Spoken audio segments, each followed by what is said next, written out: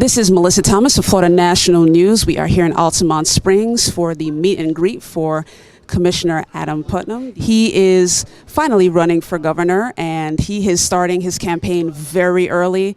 This is the beginning of what appears to be about an 18-month campaign for him, obviously leading up to the 2018 election. We're at the halfway point, essentially, of a 10-day, 22-stop bus tour.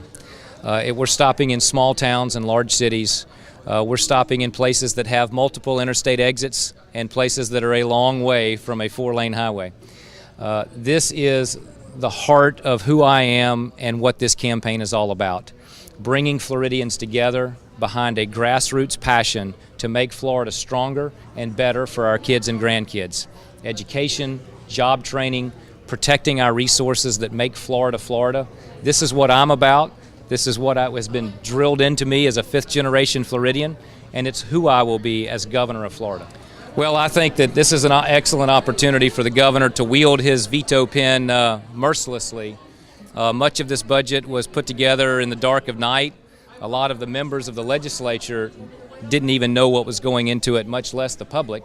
So whether it's in really large, important components of it, like the education funding, or some of the smaller pieces of the puzzle that occupied much of the controversy, like Visit Florida, there's some really important things in that budget that have their priorities out of whack. In your first day as governor, what would be the highest priority project that you would work on? Well, I think education is always the most important thing that any governor can focus on, in addition to keeping Floridians safe. You know, being governor of Florida is unique in that we are a state that clearly is a high-profile target. We are a state that's a peninsula that sticks into Hurricane Alley.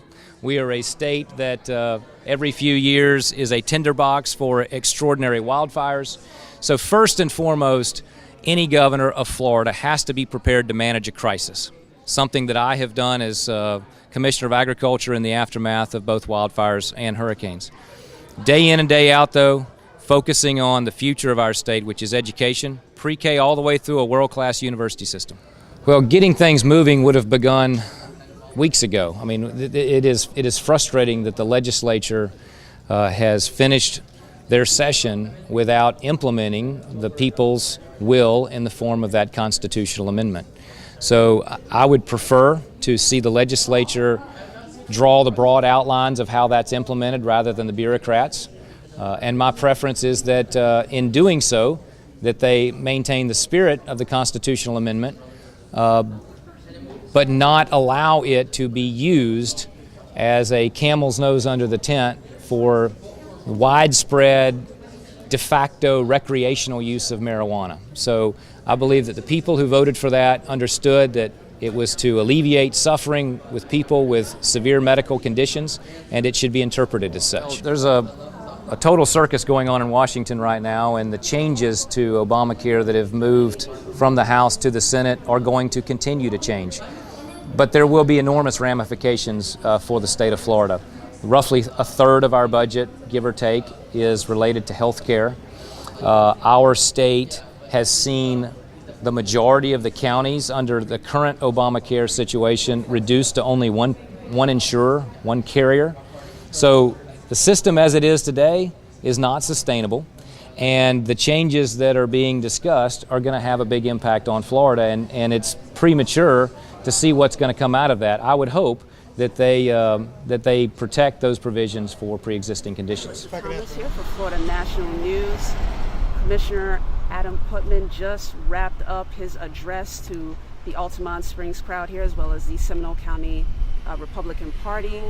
He basically appealed to the Republican base today in his address. He mentioned the values of safety here in Florida in terms of protecting the safety of the citizens from brush fires, of course, hurricane preparedness, of course, and he also touched on the importance of education. So he'll be campaigning on those things throughout the next 18 months. Stay tuned here at FloridaNationalNews.com for more on his campaign and for other political campaigns happening across Central Florida. This is Melissa Thomas.